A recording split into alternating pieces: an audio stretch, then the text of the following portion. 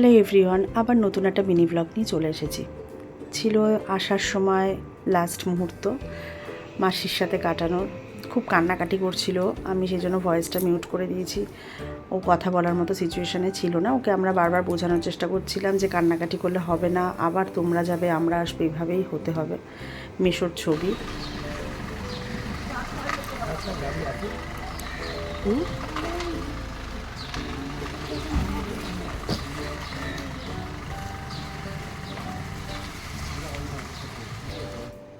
মেশোর ছবিতে নমস্কার করে আমরা সবাই মিলে বেরিয়ে পড়লাম। আমার মা দিদিরা চলে গেল আগের ক্যাবটায়, আমরা পরে বারবার ঘুরে দেখছিলাম, মাসি দাঁড়িয়ে আছে, খুব কষ্ট লাগছিল। আবার কবে দেখা হবে।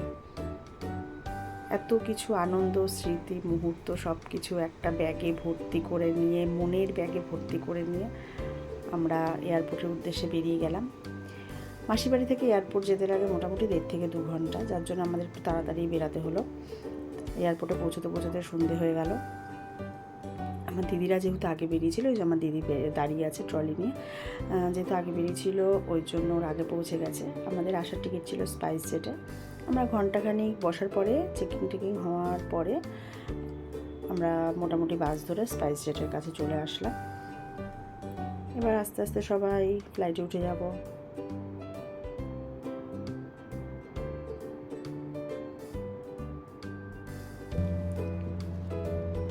এরপরে ফ্লাইটে বসে আর কী বা দেখানোর মতন আছে, জাস্ট একটু ভিডিও করে নিলাম।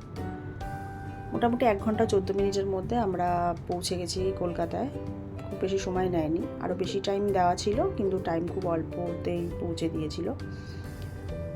আমরা কলকাতায় পৌঁছে গেছি, ফ্লাইট এবার ল্যান্ড করবে।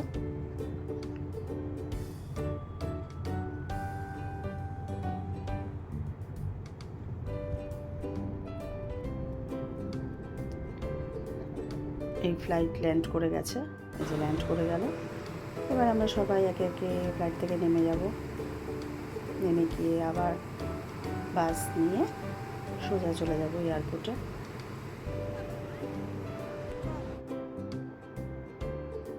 এরপরে এয়ারপোর্ট থেকে ক্যাব নিয়ে বাড়ি মোটামুটি চলেই আসলাম, আমাদের বাড়ির কাছাকাছি।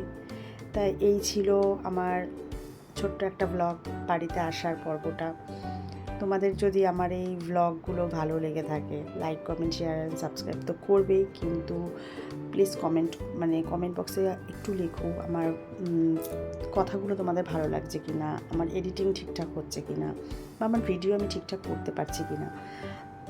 তোমরা যদি সঙ্গ না দাও, আমরা ছোটো ছোটো ক্রিয়েটাররা কোনো দিনই বড়ো হতে পারবো না। প্লিজ একটু দেখো, যদি আমরা সব কিছু ঠিকঠাক মতন করি তাহলে আমাদের একটু লাইক করো।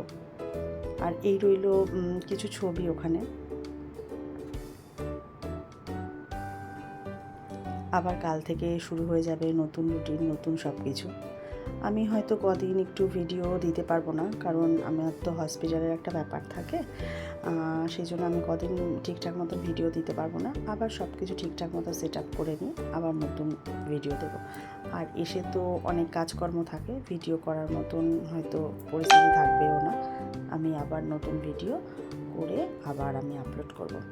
তা আমার এই ভিডিও যদি ভালো লেগে থাকে, like, comment, share and subscribe করে দিও। সবসময় সঙ্গে থেকো আর আমাদেরকে এইভাবে সাপোর্ট করে যাও। টাটা।